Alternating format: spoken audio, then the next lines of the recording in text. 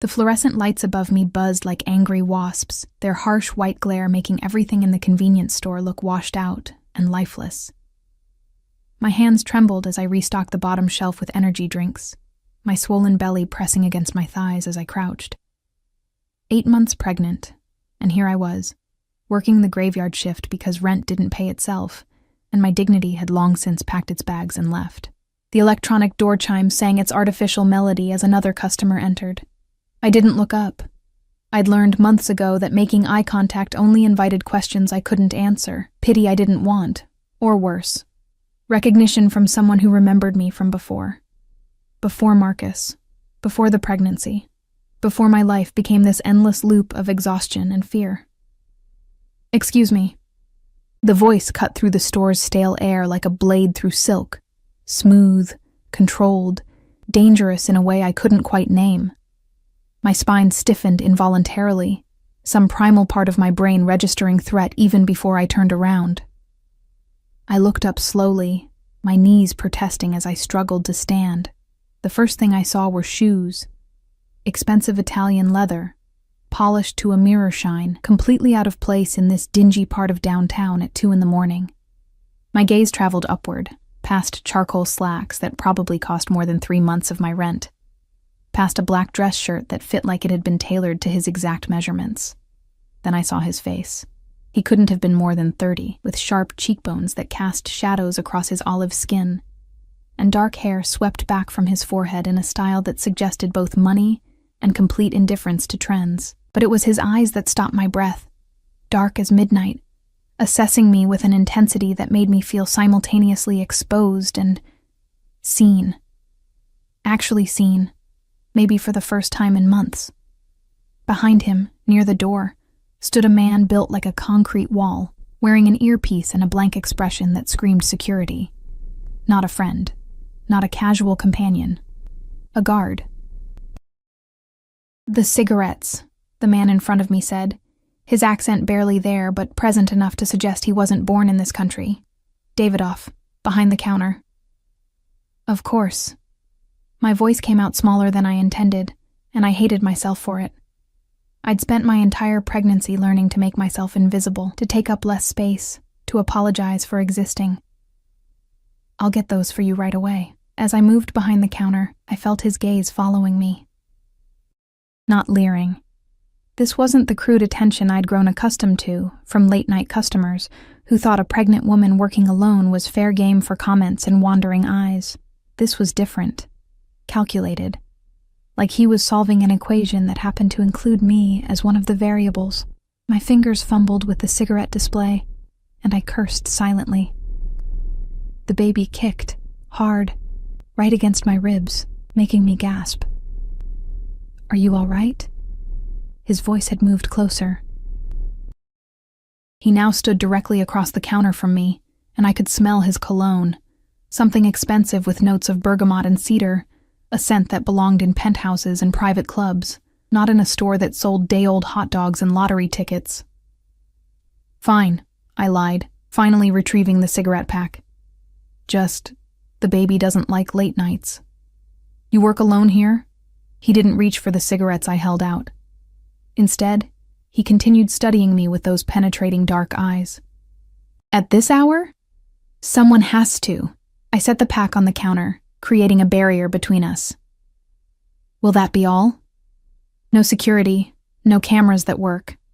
He glanced around the store with a professional assessment that made alarm bells ring in my head. "You realize how dangerous this is." It wasn't a question. "I can take care of myself." Even as I said it, I knew how absurd it sounded. I was 8 months pregnant, alone, working for minimum wage in the worst part of the city. I couldn't take care of anything. Something shifted in his expression. Not quite pity, but close. "When are you due?" 3 weeks. The words escaped before I could stop them. I never talked about the pregnancy with customers. Never. But something about his directness, his complete lack of judgment, loosened my tongue. "Look, do you want the cigarettes or not?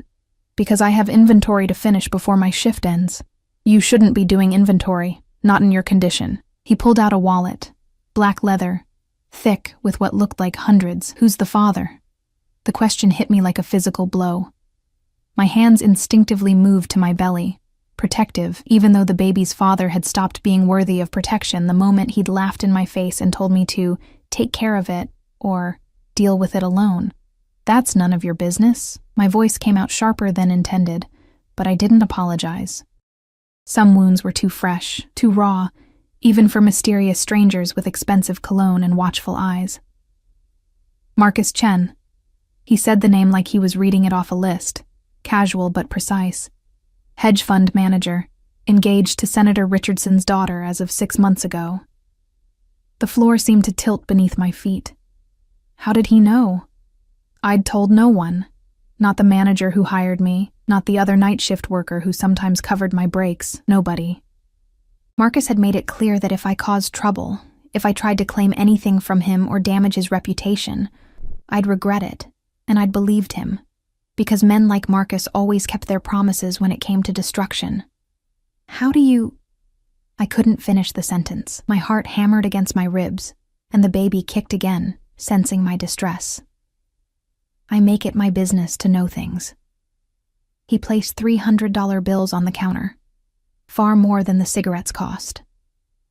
Especially when those things happen in my city. His city. The words hung in the air between us, loaded with implications I didn't want to examine too closely. I don't want your money. I pushed the bills back toward him with shaking fingers. Just pay for the cigarettes and go.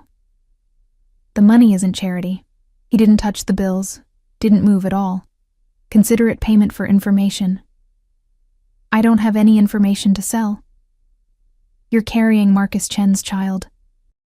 He refuses to acknowledge it, refuses to sign the birth certificate, refuses any financial support. His voice remained level, but something cold crept into those dark eyes. That's information I find interesting. Terror and confusion warded my chest. Why? What do you want from me? Nothing.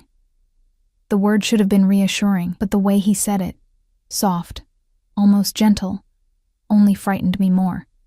But I want something from him. Before I could respond, the electronic chime sang again. 2 men entered, their movements too synchronized, too purposeful. They weren't here to buy milk and bread. My hand moved instinctively toward the panic button under the counter, but the man across from me caught my wrist. His grip was firm but not painful, his skin warm against mine. Don't. His voice dropped to barely above a whisper. They're with me. The 2 men nodded at him, a gesture of respect that bordered on deference, then took positions near the entrance and the back aisle, guarding, watching. What is this? My voice cracked. What's happening? You're going into labor. He released my wrist and gestured to the floor beside the counter, where a small puddle had formed. I looked down in disbelief. My water had broken. During our conversation, while I'd been too terrified and confused to notice, my body had decided it was time. The first contraction hit then, stealing my breath and buckling my knees. Strong hands caught me before I fell. He'd moved around the counter faster than seemed possible, and now he held me upright, his face close enough that I could see flecks of gold in his dark eyes.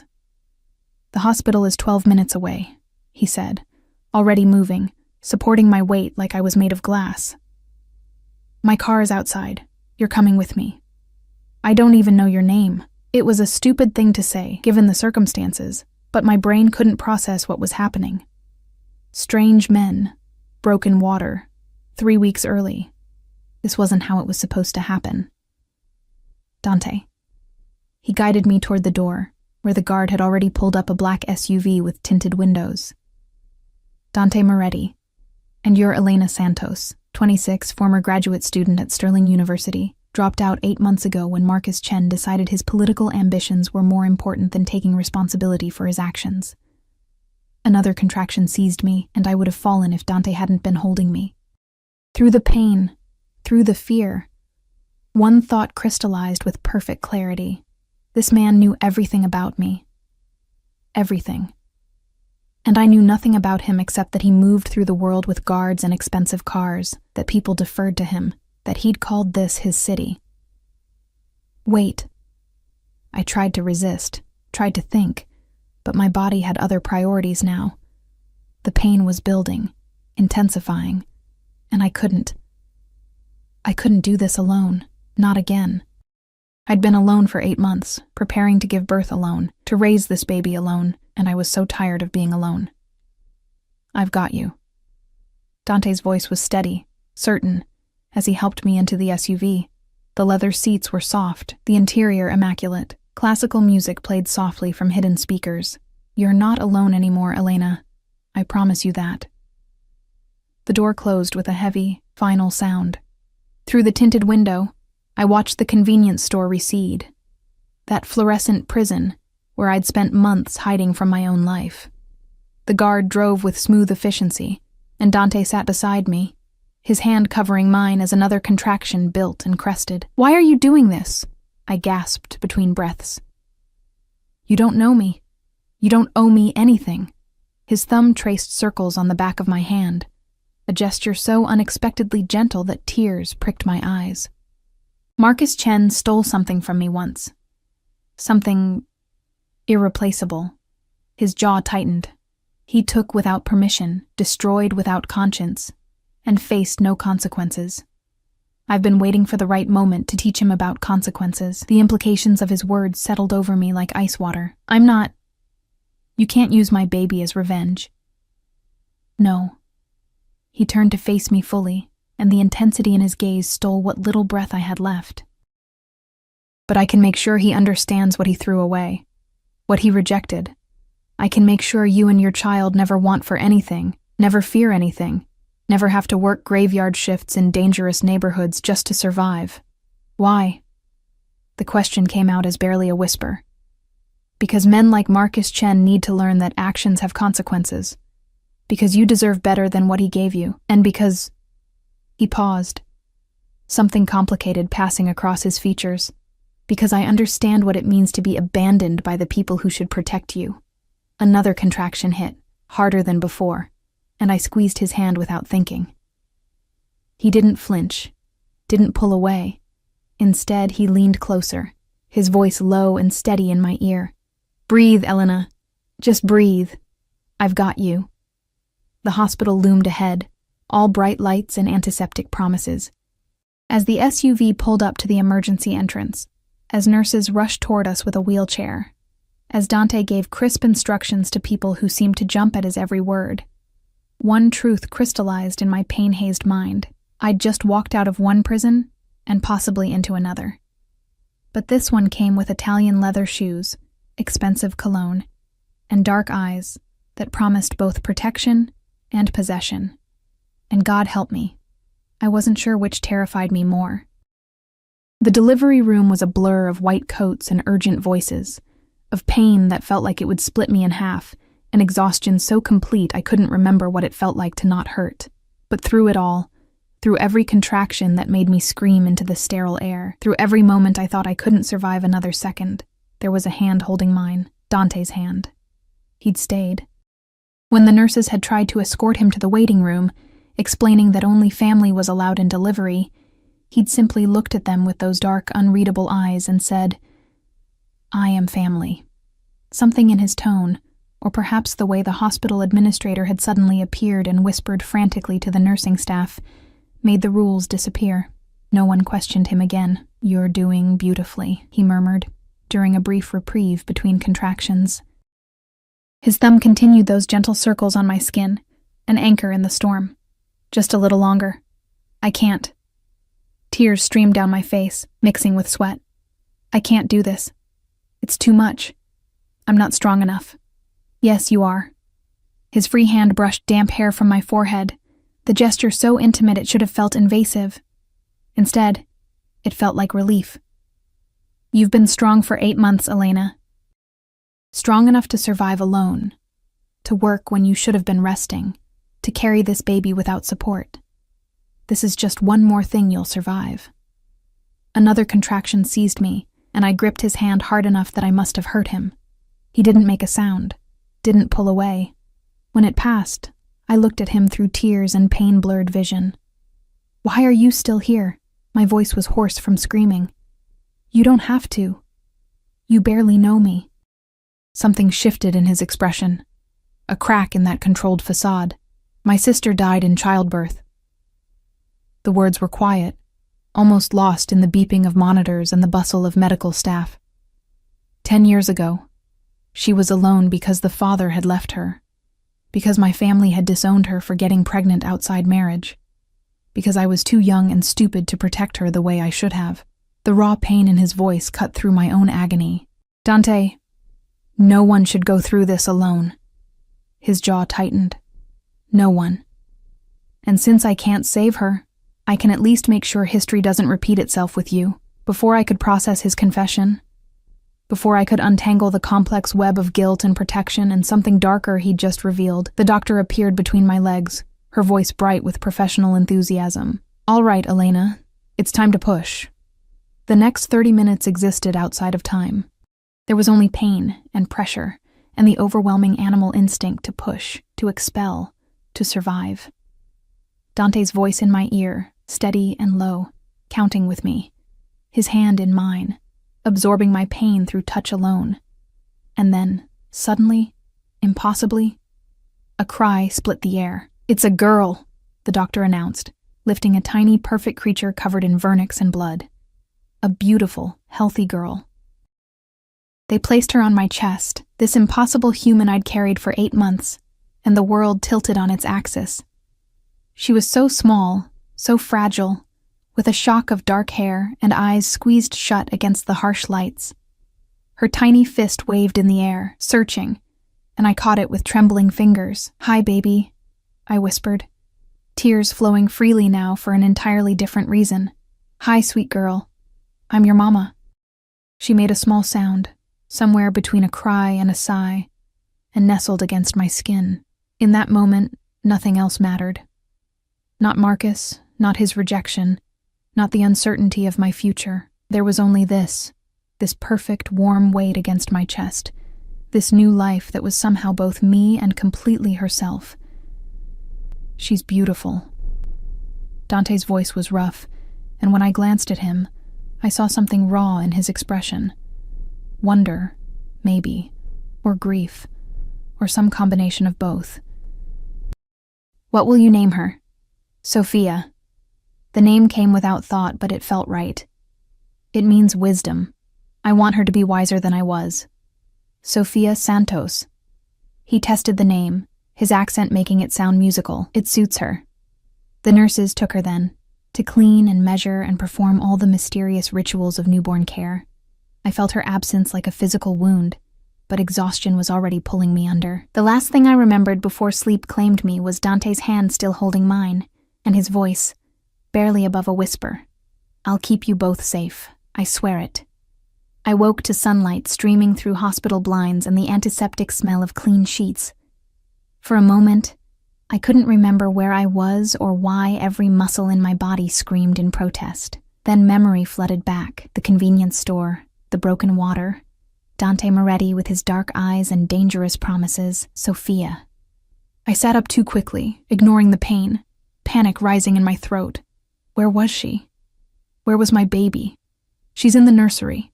Dante's voice came from the corner of the room, where he sat in an uncomfortable-looking chair, still wearing yesterday's clothes, though somehow he still looked impeccable. "They brought her 30 minutes ago for feeding, but you were sleeping so deeply they decided to let you rest. The nurse said she'd bring her back in 10 minutes. He'd stayed. All night, apparently, in that terrible chair, watching over me while I slept. "You didn't have to," I began, but he cut me off with a gesture. "We need to talk, Elena." He stood, moving to the window, his back to me. About what happens now. Dread pooled in my stomach. This was it then. The moment he'd explained the price for his help. The debt I now owed. Men like Dante Moretti, men who commanded rooms and made hospitals bend rules and knew everyone's secrets. They didn't do things out of kindness. There was always a cost. "I've made arrangements," he continued, still facing the window. "An apartment in Riverside Towers, 3 bedrooms, furnished with 24-hour security, a nanny if you want one, though no pressure. A private pediatrician for Sophia. All expenses covered, including a college fund for her that starts at $500,000. The numbers didn't make sense. The words didn't make sense. Why? The question came out strangled. "What do you want from me?" He turned then, and the morning light cast his features in sharp relief. "I want you to let me destroy Marcus Chen." There it was. The truth, stark and brutal. "How?" My voice was barely audible. "A DNA test first, establishing paternity legally." He moved closer, his expression unreadable. "Then a lawsuit, not for child support, but for emotional damages, breach of promise, whatever my lawyers can make stick. But more than that, I want him exposed. I want everyone in his pristine social circle to know what kind of man he is. I want his engagement to fall apart. I want his political career to crumble. I want him to lose everything, the way you lost everything when he walked away." That's... I struggled to find words. "That's excessive. That's revenge." "Yes." He didn't deny it, didn't soften it. "It is." "And if I say no?" Something flickered in his eyes. Respect, maybe. "Then you say no. The apartment is yours regardless. The college fund stays. Sophia wants for nothing, but I walk away. And Marcus Chen continues his perfect life, never facing consequences for what he did to you." "You mean for what he did to you?" The pieces were starting to fit together. "Whatever he stole from you, that's what this is really about, isn't it? I'm just convenient." Initially, yes, his honesty was almost brutal. "When I discovered Marcus had abandoned a pregnant woman, I saw an opportunity, a way to hurt him that was completely legal, completely justified, and would let me destroy him using his own cruelty as the weapon." "Initially?" I caught the word, held it up between us. He was quiet for a long moment, his gaze locked on mine. "Then I saw you in that store, 8 months pregnant, stocking shelves alone at 2 a.m, exhausted, terrified, still fighting. And I realized you weren't just convenient, Elena. You were... remarkable. Don't." I shook my head, fighting against the dangerous warmth his words created in my chest. "Don't romanticize this. You want revenge, and I'm the tool you'll use to get it. At least be honest about that." "I am being honest." He moved closer, close enough that I could smell cedar and bergamot again. "I want revenge. I want to watch Marcus Chen's world burn. But I also want to make sure you and Sophia have everything you deserve. Everything he should have given you. Those things aren't mutually exclusive." "And what do you get out of it, besides revenge?" His smile was sharp, predatory. "The satisfaction of knowing I've removed a piece of garbage from my city. Marcus didn't just steal from me. He stole from 3 other families in my organization, thinking his connections would protect him. He was wrong. Organization." The word hung in the air like smoke. I couldn't say it, couldn't make the reality concrete. "Yes." Simple. Unapologetic. "Does that change your answer?" It should have. It should have made me run, should have made me grab Sophia and disappear. But the truth was, I had nowhere to run to, no family to turn to. They'd disowned me when I'd gotten pregnant. No friends left. Marcus had systematically isolated me from everyone I knew. No money, no prospects, no future except more graveyard shifts and cheap apartments and constant fear. And Dante was offering me a way out, a poisoned chalice maybe, but still a way out. "If I agree," I said slowly. "What exactly would I have to do?" "Sign paperwork. Give interviews if needed. Let my lawyers handle everything." He pulled out his phone, swiped through something. "You'd never have to see Marcus in person if you didn't want to. We'd handle all direct contact. And after? When Marcus is... destroyed? What happens to me then? You live your life." He pocketed the phone. "Raise Sophia. Go back to school if you want. I noticed you were studying art history before you dropped out. The apartment is yours for as long as you need it. You'd be under my protection." Protection. I tasted the word. Or surveillance? Both. Again, that brutal honesty. "The world I live in is dangerous, Elena. Anyone associated with me becomes a target. That means guards, secure locations, careful monitoring of who you interact with. It means your freedom comes with conditions, so I'd be trading one prison for another. A prison with a view, excellent amenities, and the knowledge that your daughter will never go hungry." His voice hardened. "But yes, if you want to think of it that way, then yes." The door opened, and a nurse wheeled in a clear bassinet. Inside, swaddled in pink and white, was Sophia. She was awake now, her dark eyes, so like mine, staring up with that unfocused newborn gaze that somehow still felt like she was seeing everything. "Someone's hungry," the nurse said cheerfully, lifting her and placing her in my arms.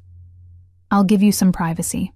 Sophia rooted against my chest, her tiny mouth seeking, and I adjusted my hospital gown to help her latch.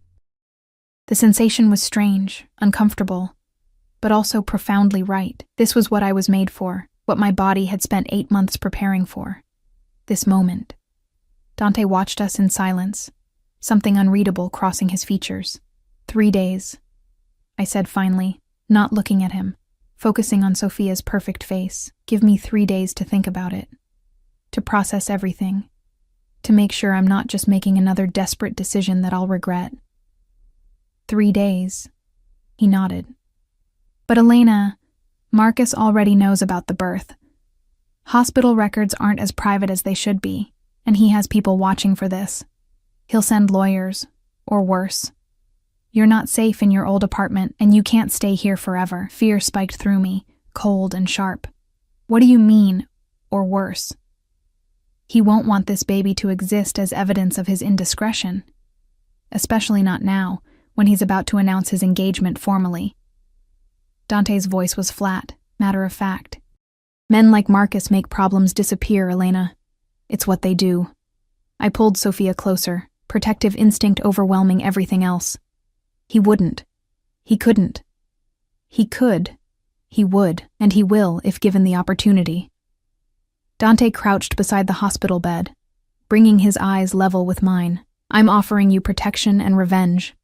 But more than that, I'm offering you survival. For both of you.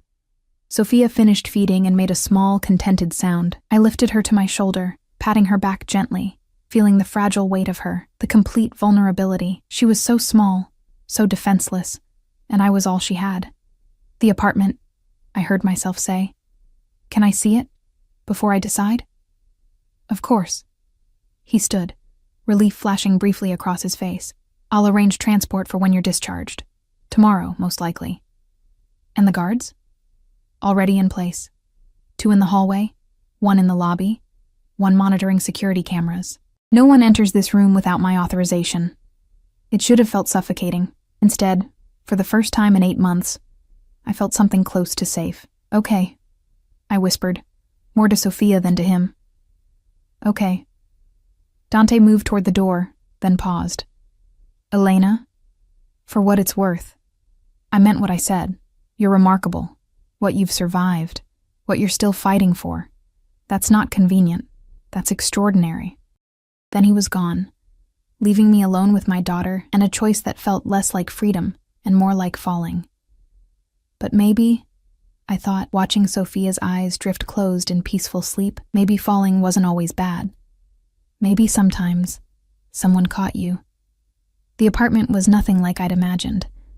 I'd pictured something cold and modern, all glass and chrome and impersonal luxury. Instead, Riverside Towers Unit 47B was warm. Cream-colored walls, hardwood floors that gleamed in the afternoon light, furniture that looked comfortable rather than merely expensive. The living room had floor-to-ceiling windows overlooking the river, where sunlight danced on water like scattered diamonds. "The nursery is this way." Dante's voice pulled me from my stunned examination of a kitchen that was larger than my entire previous apartment. He carried Sophia's car seat with surprising gentleness, navigating the space like he'd been here before. He probably had, overseeing every detail, making sure everything was perfect. The nursery stole my breath, soft sage-green walls, a white crib with delicate floral bedding, a rocking chair positioned near the window, with a small bookshelf already filled with children's books. A changing table stocked with diapers, wipes, creams, everything I'd been worrying about buying, everything I'd lost sleep over figuring out how to afford. "There's a monitor system," Dante said, setting the car seat down carefully. Sophia slept on, oblivious to her new surroundings. "Cameras in here and the hallway. Feed goes to your phone and to the security office downstairs. If she so much as hiccups, someone will know." "It's too much." The words felt inadequate. "This is all... It's too much. It's what you deserve." He moved to the window, adjusting the curtains. "What Sophia deserves," a safe place to grow up, where you don't have to choose between rent and food, between her needs and your own. I wanted to argue, to insist I could have managed somehow, but we both knew it would be a lie. I'd been drowning, and he'd thrown me a lifeline. The fact that the lifeline came with strings attached didn't make it any less necessary. The master bedroom has an ensuite, he continued. All business now. Linens are in the closet. Kitchen is fully stocked. I had my housekeeper handle it. If you need anything else, there's a phone by the door. Press 1 for security, 2 for my direct line. Your direct line? I turned to face him. Why would I need that? Because in 3 days, you're going to give me your answer. His dark eyes held mine, and depending on what you decide, we'll either be working together very closely, or I'll be leaving you alone to live your life. Either way, you should be able to reach me. And if I say yes, if I agree to help you destroy Marcus, the words tasted strange on my tongue. Destruction, revenge, such violent concepts for someone who'd spent her whole life trying to be good, to follow rules, to not make waves. Then tomorrow, we start the legal process. DNA test for Sophia, paternity filing, lawsuit preparation. He ticked off items like a general planning a campaign. My lawyers are the best in the city. They'll make sure everything is airtight, make sure Marcus can't wriggle free. He has money, connections. His fiancé's father is a senator, and I have more of all three. The statement wasn't a boast, just fact. Elena, you need to understand something. In my world, I'm not just powerful. I'm untouchable. The people who should be hunting me, they're on my payroll. The politicians who should be my enemies, they owe me favors. When I move against Marcus Chen, it won't be a fight. It'll be an execution. The metaphor made me flinch. You're not going to actually kill him. No. Dante's smile was cold. Death would be mercy. I want him to live with what he's lost, with the knowledge that his own cruelty destroyed him. I want him to wake up every day and remember that he threw away a daughter, and that decision cost him everything. Sophia stirred in her car seat, making small sounds of distress. I moved automatically, unbuckling her and lifting her against my chest. She settled immediately, her tiny hand fisting in my shirt, and I felt that now familiar surge of fierce, overwhelming love. What if it affects her? I asked quietly. What if all this, the lawsuit, the publicity, the scandal, what if it hurts Sophia somehow? By the time she's old enough to understand any of it, it'll be ancient history. He moved closer, his gaze softening as he looked at her. And she'll grow up knowing her mother fought for her, stood up against the man who tried to pretend she didn't exist. That's not a burden, Elena. That's a gift. Or trauma. I swayed gently, rocking Sophia. Did you ever think that maybe revenge isn't worth the cost? That maybe some battles aren't worth fighting? His expression hardened. I've thought about little else for 3 years. Ever since Marcus stole $50 million from my organization, used it to fund his hedge fund, then hid behind his political connections when I came to collect. He thought himself untouchable because of who his fiancé's father is. He thought wrong. $50 million. The number was so large it became meaningless, abstract. I couldn't imagine that much money, couldn't fathom the kind of theft it represented. If he stole from you, why not just handle it, the way people in your world handle things? I couldn't believe I was asking this, couldn't believe I was standing in a beautiful apartment holding my newborn daughter and discussing murder so casually. Because I tried. His voice went flat, dangerous. I sent people to talk to him. He had them arrested on false charges, assault, attempted robbery, you name it. I tried financial pressure. He's too insulated. I tried blackmail. He's too clean. Or at least his lawyers are too good at making dirt disappear. Every traditional avenue was blocked. So you waited, until you found me. Until I found his mistake, he corrected. You're not a weapon, Elena. You're a consequence. The natural result of his actions coming home to roost. A knock at the door interrupted us. Dante's posture changed instantly. Not afraid, but alert, predatory. His hand moved to his hip, where I now noticed the subtle bulge of a concealed weapon. It's just Rosa, he said after checking his phone. The nanny I mentioned. You don't have to use her services, but I thought you might want to meet her. He opened the door to reveal a woman in her 50s, with kind eyes and graying hair pulled back in a neat bun. She wore simple clothes and carried herself with the confidence of someone who'd spent decades caring for children.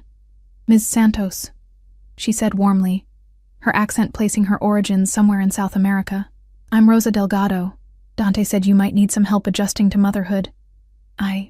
Yes, maybe.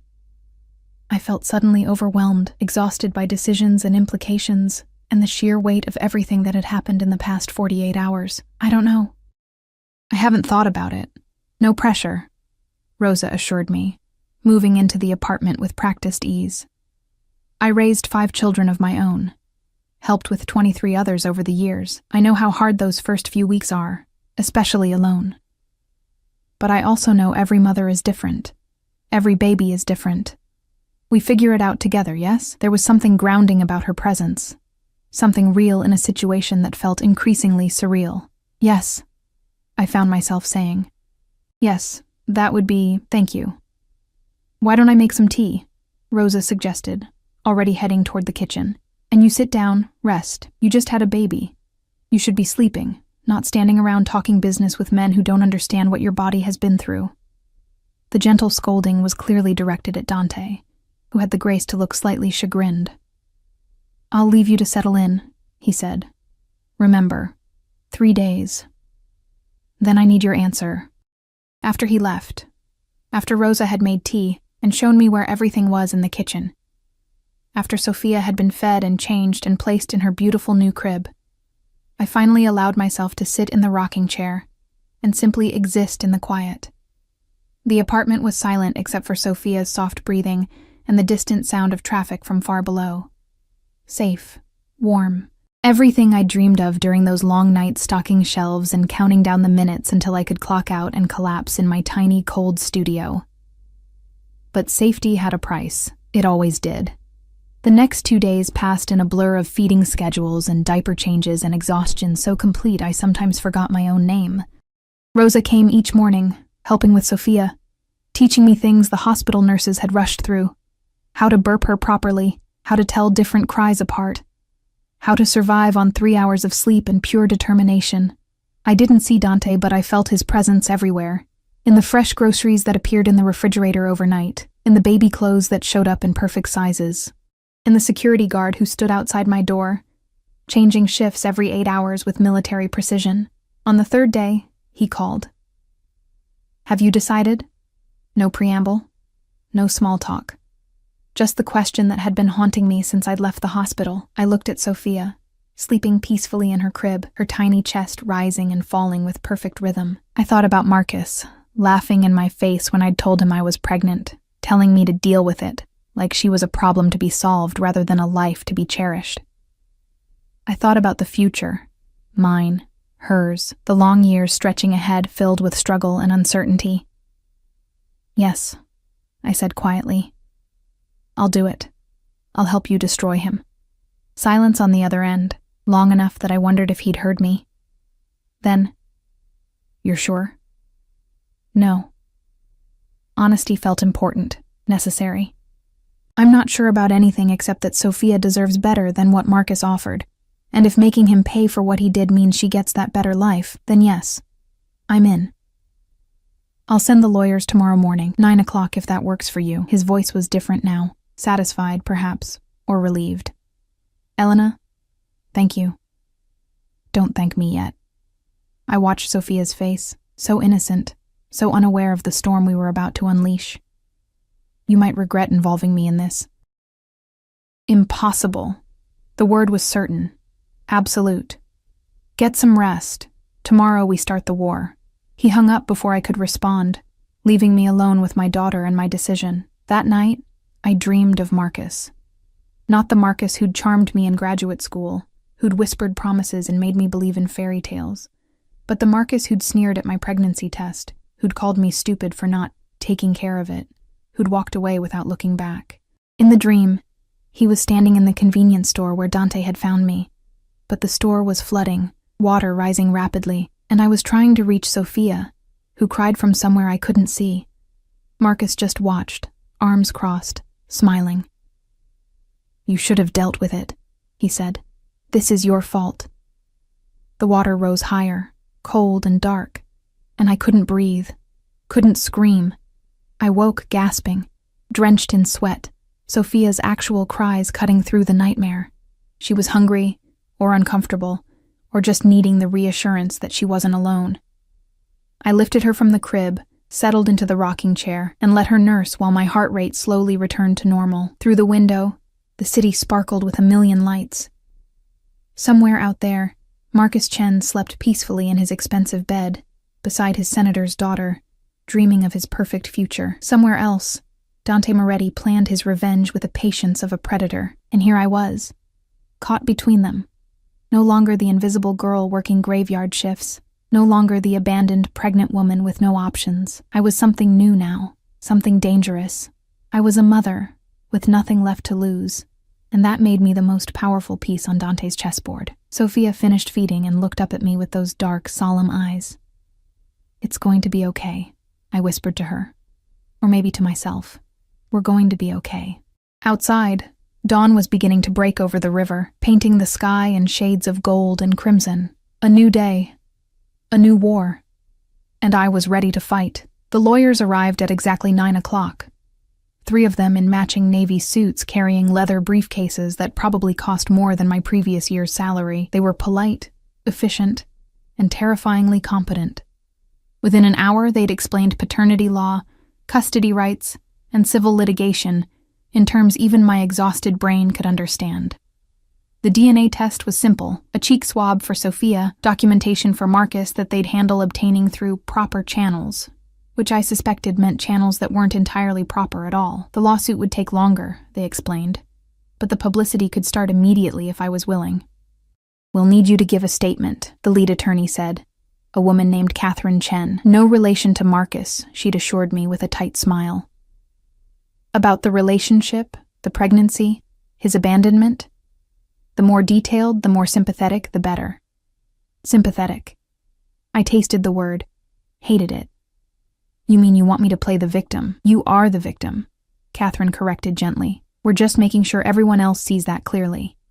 After they left, after Sophia had been fed and put down for her morning nap, I stood at the window staring out at the river and feeling the weight of what I'd agreed to settle over me like concrete. My phone buzzed. A text from an unknown number. Rooftop, 1 hour. D. The building's rooftop garden was something from a magazine. Manicured plants in elegant planters, comfortable seating areas, a pergola draped with flowering vines. And standing at the edge, looking out over the city like he owned it, was Dante. He'd changed since I'd last seen him. Gone was the businessman appearance. Today, he wore dark jeans and a black Henley that emphasized the lean muscle of his frame.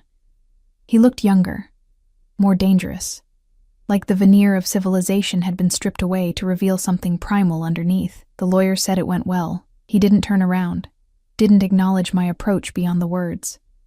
They said a lot of things. I moved to stand beside him, keeping a careful distance between us. Mostly about how this is going to destroy Marcus's life. Good.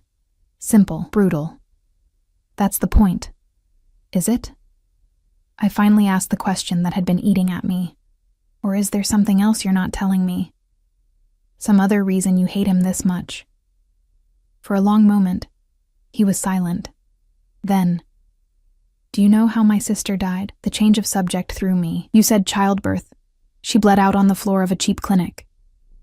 His voice was flat, emotionless, which somehow made it worse.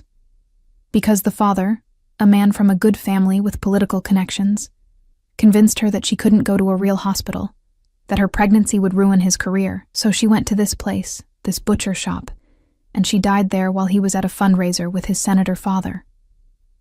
Ice flooded my veins. Marcus's fiancé's father. Senator Richardson. Yes. Dante's hands gripped the railing, knuckles white.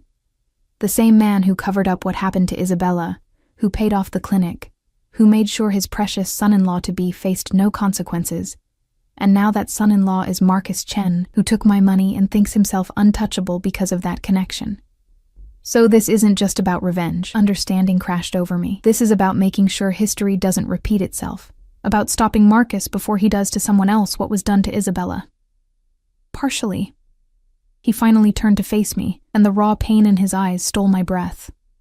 But mostly, it's about making sure the men who think they can use and discard women without consequence learn that they're wrong, that eventually, their actions catch up with them.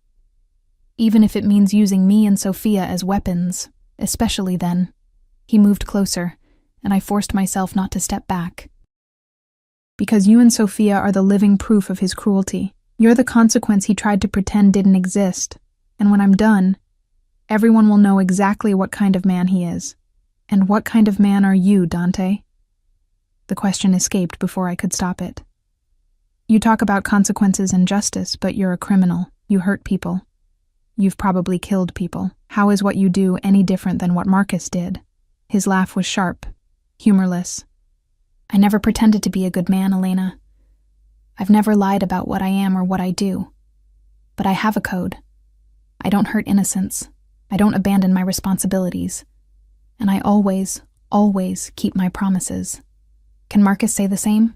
No, I admitted quietly. He can't. Then stop trying to find equivalence where there isn't any. He reached out, his fingers brushing my cheek with unexpected gentleness. You're not making a deal with the devil. You're making a deal with someone who understands what it means to be powerless, and who's offering you power in return. The touch sent electricity through me, inappropriate and dangerous, and impossible to ignore. I stepped back, putting distance between us, trying to remember that this man was using me, that his kindness came with strings attached. The statement the lawyers want, I said, forcing my voice to stay steady. When do they need it? Whenever you're ready. He lowered his hand, something like disappointment flickering across his features. But Elena, the sooner we move, the less time Marcus has to prepare his defense. Speed is a weapon in cases like this. Then I'll do it today. Decision crystallized in my chest. I'll tell them everything. How we met. How he pursued me.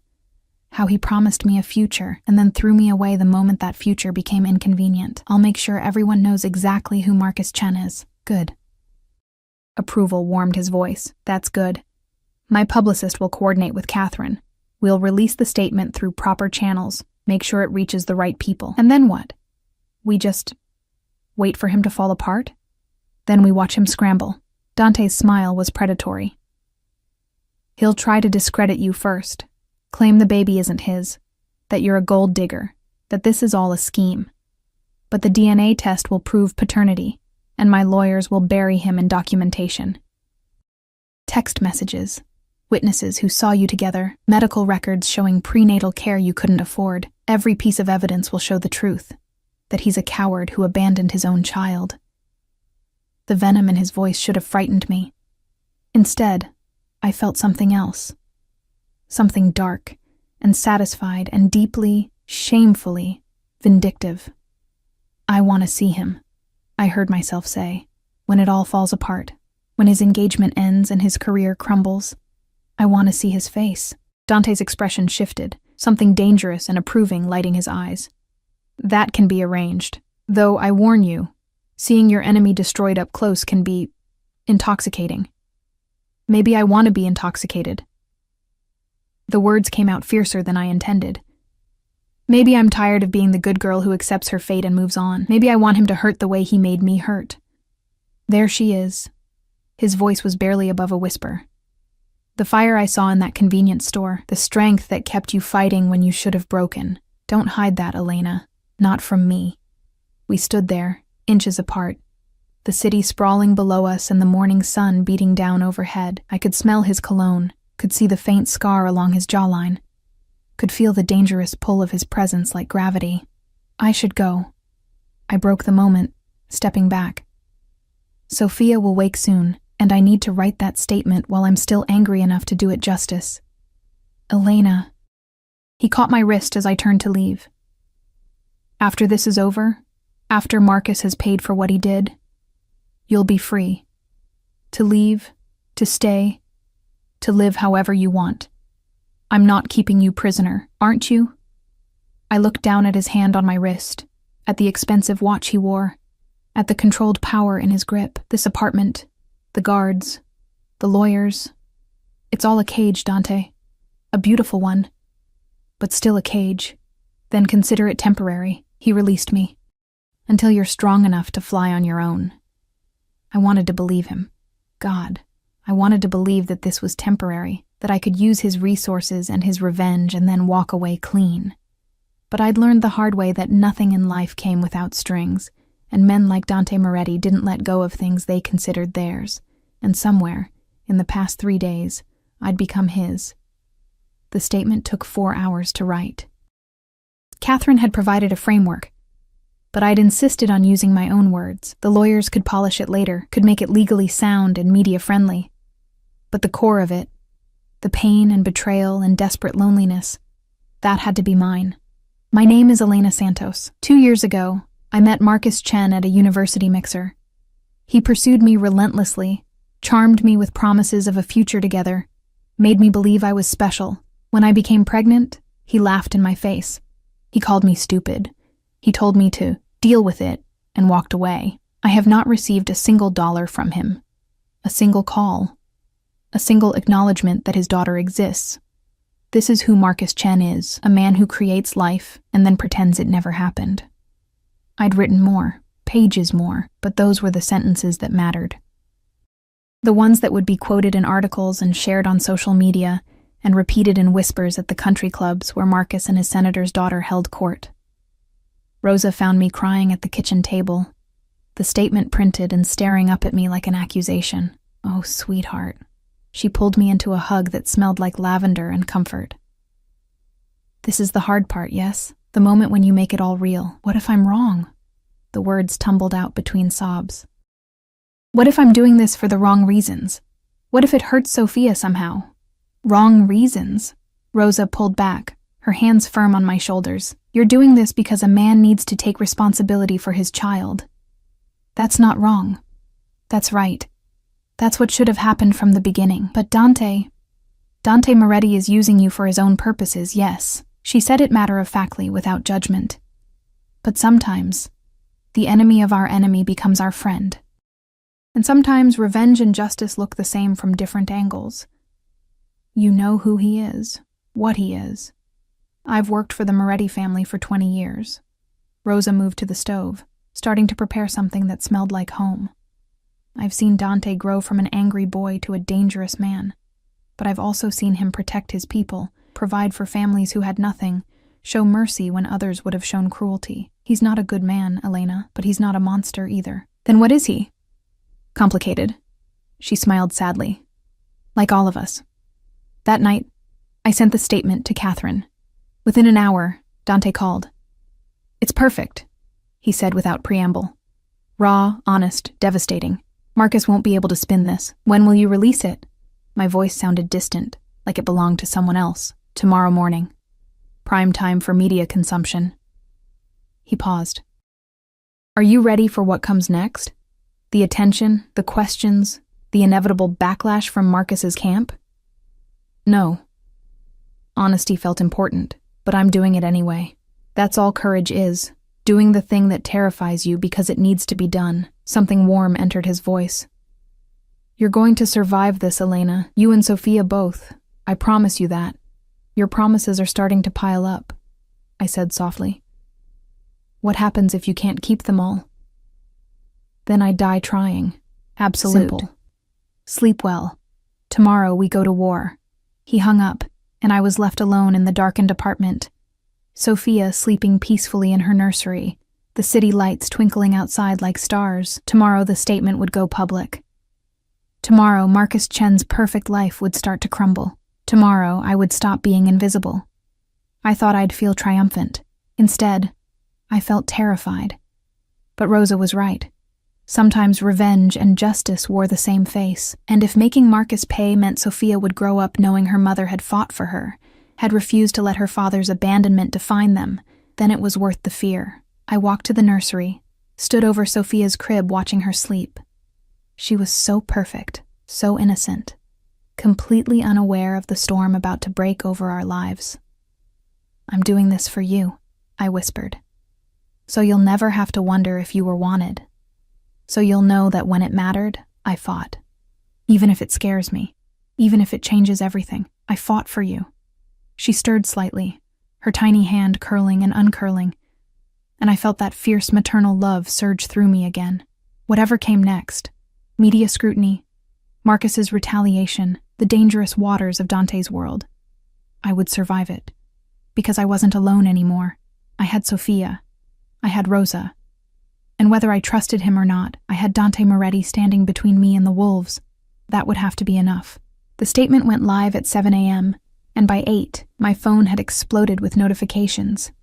News outlets, social media, messages from people I hadn't spoken to in years, all of them wanting a piece of the story, wanting to know more about the woman who dared to accuse Marcus Chen of abandonment.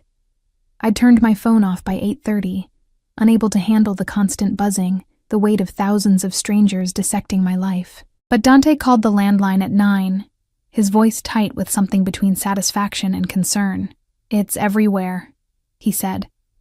"Every major outlet, trending on 3 different platforms. Marcus's office has already released a statement denying everything, calling you a liar and threatening legal action." Good. The word surprised me with its venom. Let him threaten. The DNA test will prove I'm telling the truth. His lawyers are already trying to block it. Claiming harassment, invasion of privacy, every legal trick in the book, a pause. But my lawyers are better. We'll have that test within the week, and then he'll have no ground to stand on. What about his fiancée? I hadn't let myself think about her much. Senator Richardson's daughter, whose name I'd deliberately never learned, who was probably as much a victim of Marcus's deception as I was. Catherine Richardson broke off the engagement an hour ago. Dante's voice held dark satisfaction. Released a statement through her father's office expressing shock and disappointment. Distanced herself completely from Marcus. The senator is furious. He'd staked significant political capital on that marriage. Part of me felt guilty. Catherine hadn't done anything wrong except fall for the same lies I had. But another part, the part that had spent 8 months alone and terrified, felt only grim vindication.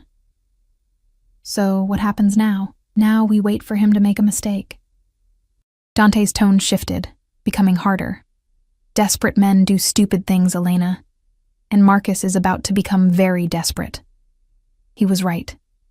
2 days later, Marcus showed up at my building. I was in the nursery with Sophia when the security alert came through on my phone. Unauthorized visitor attempting to access the 47th floor. Identification confirmed as Marcus Chen. My blood turned to ice. Before I could even process what was happening, my apartment door burst open. Not Marcus.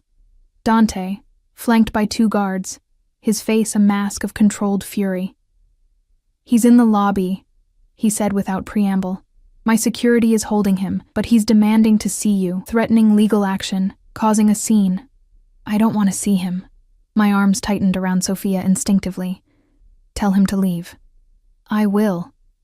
"But Elena..." Dante moved closer, his eyes locked on mine.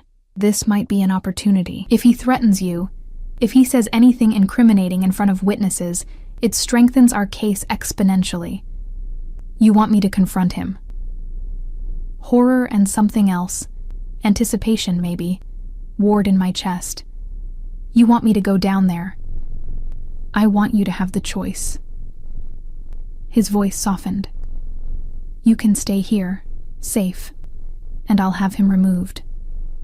Or you can face him, with me and my people there to protect you, and show him that he doesn't scare you anymore."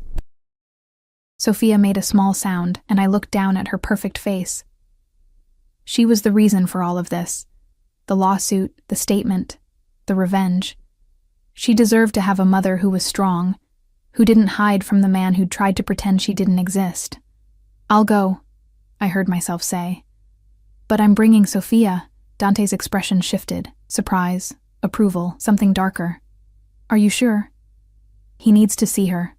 My voice was steady now, certain. "He needs to see what he threw away." The ride down to the lobby felt eternal.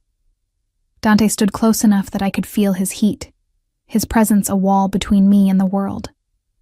The guards flanked us, professional and alert, and in my arms, Sophia slept peacefully, unaware that she was about to meet her father for the first time. The lobby was empty, except for Marcus, held between 2 of Dante's security team, and the building's manager hovering nervously near the desk. Marcus looked different than I remembered.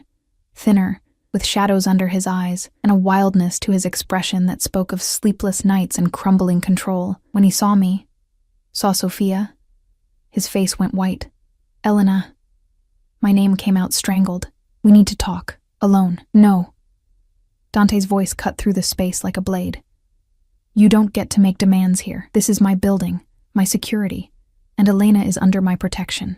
You speak to her with witnesses present, or you don't speak to her at all. Marcus's eyes darted between us, calculation and panic warring in his expression. So this is it? You're shacking up with some mobster, using our child as leverage to extort money from me? Our child? The words exploded out of me before I could stop them. You laughed in my face when I told you I was pregnant. You called me stupid.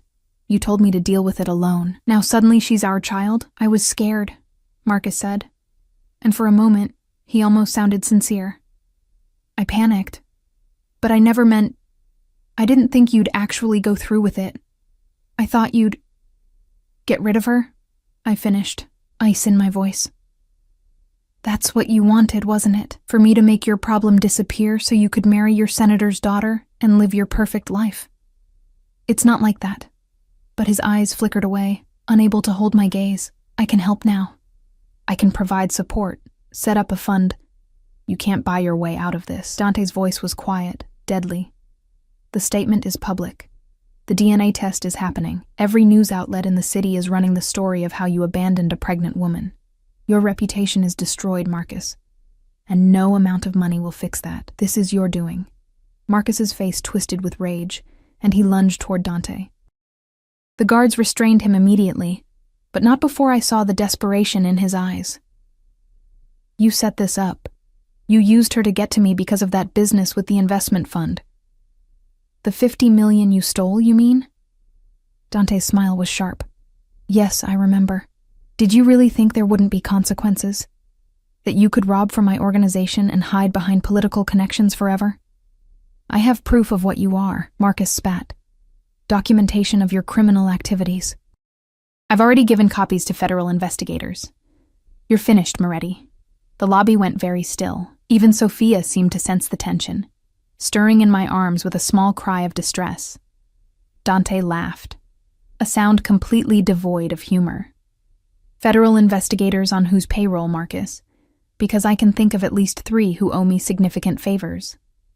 And Senator Richardson, your former future father-in-law, he's particularly motivated to distance himself from you right now.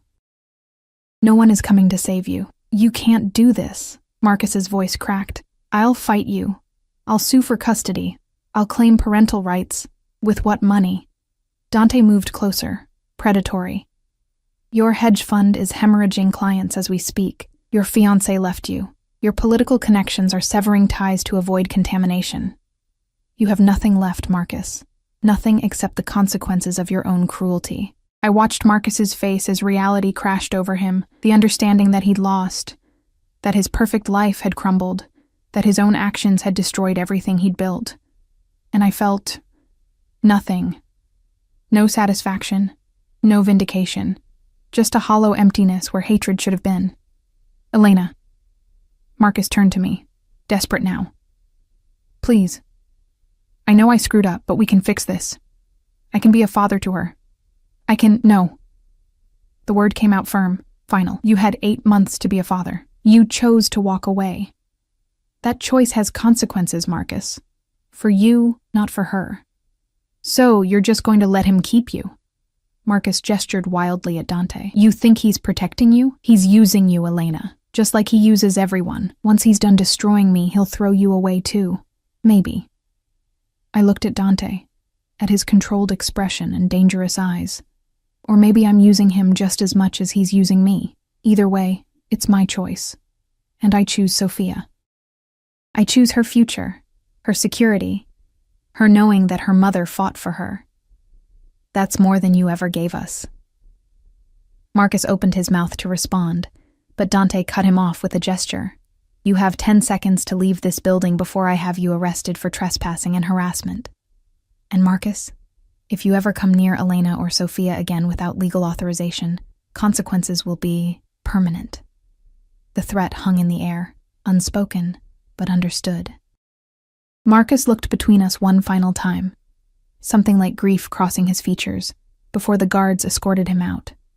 The lobby fell silent except for Sophia's soft breathing and the distant sound of traffic from outside. "Are you all right?" Dante's voice was gentle now, the predator gone and something almost human remaining. "I don't know." Honesty felt important. I thought I'd feel triumphant, seeing him broken like that, but I just feel tired. That's because revenge is exhausting. He moved closer, his hand coming up to cup my cheek, but it's also necessary. He needed to face what he did, needed to see that his actions had consequences. Now it's done. Is it? I looked up at him, at this dangerous man who'd inserted himself into my life and changed everything. Or is this just the beginning of something else? His thumb traced my cheekbone, a gesture that had become familiar over the past weeks. That depends on what you want it to be. I don't know what I want. The confession escaped before I could stop it. I don't know if what I feel for you is gratitude or something more dangerous. I don't know if I'm free or just in a different kind of cage. I don't know anything except that Sophia is safe, and that matters more than anything else. Then let that be enough. His voice was rough. For now, let it be enough that she's safe, that you're safe, that Marcus can never hurt either of you again. The rest, we'll figure it out as we go. And if I want to leave, when this is all over, if I want to take Sophia and start fresh somewhere else, pain flashed across his features, quickly masked, then I'll make sure you have the resources to do exactly that. I told you, Elena, you're not my prisoner. You never were. But you want me to stay. It wasn't a question. Yes. Simple. Honest. Raw. I want you to stay. Not because you owe me, not because you're afraid to leave, but because you choose to. Because somewhere in this mess of revenge and protection and complicated circumstances, you've become important to me. You and Sophia both. Sophia chose that moment to wake fully, her face scrunching up in preparation for a cry. I bounced her gently, making soothing sounds, and felt Dante's hand settle on the small of my back. Supportive, possessive, protective. I need time, I said quietly. Time to process everything that's happened. Time to figure out who I am outside of being Marcus's ex or your whatever I am to you. Time to be just Sophia's mother. Take all the time you need. He pressed a kiss to my temple, brief and gentle. The apartment is yours for as long as you want it. Rosa will continue helping with Sophia. My protection remains in place. Nothing changes except that the war with Marcus is over. You won. We won, I corrected. This was your revenge as much as my justice. Then we both won. His smile was slight but genuine, and that's rare enough to celebrate. 3 months later, the DNA test had confirmed paternity beyond any doubt. Marcus's lawyers had tried everything to suppress it, to claim procedural errors, to dispute the results. But Dante's legal team was relentless, and eventually the truth became undeniable. Sophia was Marcus Chen's daughter, and he'd abandoned her. The lawsuit settlement was generous, not because Marcus wanted to pay, but because his lawyers knew they'd lose worse if it went to trial. Child support, medical expenses, a college fund that would ensure Sophia never wanted for anything. Marcus's reputation was in tatters, his career effectively over. Last I'd heard, he'd moved to the West Coast, trying to rebuild somewhere no one knew his name. I should have felt victorious. Instead, I felt strangely peaceful. The apartment had become home. Rosa came 3 days a week, helping with Sophia and teaching me cooking techniques my own mother had never bothered to show me. I'd re-enrolled in school, taking online classes in art history while Sophia napped. The future I'd thought was lost was slowly reassembling itself into something new, something better. And Dante was a constant presence, though he'd kept his promise about giving me space. He called daily to check on Sophia. He sent flowers on my birthday. He appeared for Sunday dinners that Rosa insisted on cooking, sitting at my table and making Sophia laugh with silly faces that seemed completely at odds with his dangerous reputation. We hadn't discussed what we were to each other, hadn't labeled the strange connection that had formed through revenge and protection, and long conversations while Sophia slept. But it was there, undeniable, growing stronger with each passing day. On a warm spring evening, I found him on the rooftop garden again, same position as that first conversation months ago. But this time, when I approached, he turned immediately, a smile softening his features. "I was hoping you'd come up here," he said. "Sophia's asleep. Rosa's watching her." I moved to stand beside him, looking out over the city that had witnessed all of our transformation. I wanted to talk. About? But I could see in his eyes that he already knew. About staying. The words came easier than I'd expected. Not because I'm grateful or afraid, or because I owe you anything, but because somewhere in this complicated mess, I started building a life here, with Sophia, with Rosa, with you. Elena. He turned to face me fully, vulnerability naked on his face. "Let me finish." I pressed my fingers to his lips, feeling him still beneath my touch. "You were right. Revenge and justice can look the same from different angles. What you did to Marcus was both, and I'm not sorry for any of it. He deserved consequences, and Sophia deserved better. But more than that, I deserve better. I deserve a life where I'm not invisible, where I'm not apologizing for existing, where I can be strong and soft and complicated all at once. You are all those things." His voice was rough. "You always were. I know that now." I lowered my hand. "Because you saw it first. Because you looked at an exhausted, pregnant woman stocking shelves at 2 a.m. and saw someone worth protecting, worth fighting for. And I don't know if what I feel for you is love or gratitude or just the trauma bond of surviving something impossible together. But I know I don't want to figure it out alone." Dante's hands came up to frame my face, his touch impossibly gentle for someone so dangerous. "I fell in love with you the moment you pushed my money back across that counter and told me to leave. You were 8 months pregnant, terrified, probably on the edge of collapse, and you still had pride, still had fire. I knew then that you were extraordinary."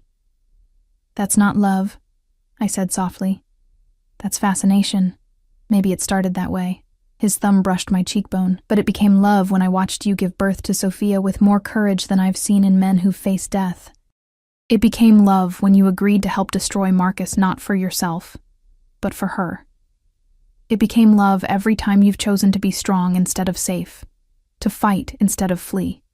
You're the most remarkable woman I've ever met, Elena Santos, and I'm completely, irrevocably in love with you." Tears pricked my eyes. "I'm still figuring out how to love you back, how to reconcile what you are with who you are, how to let myself be protected without being possessed." "Then figure it out here," he pressed his forehead to mine. "Figure it out with me. Let me love you while you learn to love me back. Let me be a father to Sophia, not because I'm trying to replace Marcus, but because I choose her the way he never did. Let me give you both the life you deserve. And if I can't, if the darkness of your world is too much, if I can't handle what you do, who you really are, then I'll let you go." The words cost him. I could see it in his eyes. "But I don't think that's going to happen. I think you're stronger than you know, braver than you believe, and more than capable of loving a man like me. Because you've already survived the worst. Abandonment, loneliness, bringing life into the world alone. Everything else is just details." He was right. I had survived. Not just survived. I'd fought. I'd won. I'd built something new from the ashes of what Marcus had destroyed. And Dante had been there for all of it, protecting and supporting and never once asking for anything I wasn't ready to give. "Okay," I whispered. "Okay. Okay?" Hope lit his features. "I'll stay. I'll figure this out. I'll let you love me while I learn to love you back." I smiled through tears. "But Dante? I'm already halfway there. Maybe more." He kissed me then, gentle at first, then deeper, with all the passion and possession and promise he'd been holding back for months. I kissed him back, tasting future and possibility, and the strange, complicated love that had grown from revenge and protection, and choosing each other again and again. When we finally pulled apart, the city sparkled below us, full of light and life and endless possibility. "I have something for you." Dante reached into his pocket, pulling out a small box. "Before you panic, it's not a ring. Not yet, anyway. But it is a promise. Inside was a key. Simple, silver, elegant. To what? I asked. To wherever you want to go. His smile was soft. A house outside the city if you want privacy. A bigger apartment if you prefer staying here. Hell, a villa in Italy if you want to start completely fresh. This key represents choice, Elena. The freedom to build the life you want, wherever that takes you, as long as you'll let me be part of it. I closed my fingers around the key, feeling its weight, its possibility. I think I'll stay here, I said finally. This apartment has become home. Sophia's nursery is perfect, and the rooftop garden has excellent views for conversations about complicated things. Like love? Like love. I leaned into him, feeling safe and strong and seen. Like building a family from broken pieces. Like revenge and justice and second chances. Like all the complicated, messy, beautiful things that make life worth living. Below us, the city hummed with life. Above us, stars pierced the darkening sky. And between us, Sophia slept peacefully, dreaming infant dreams, completely unaware that her mother had just chosen love over fear, future over past, the complicated, dangerous man who'd saved them both over the safe emptiness of going it alone. Marcus had tried to make us disappear. Instead, we'd become visible, powerful, worthy of protection and love and all the beautiful complications that came with choosing to stay. And in the end, that was the best revenge of all.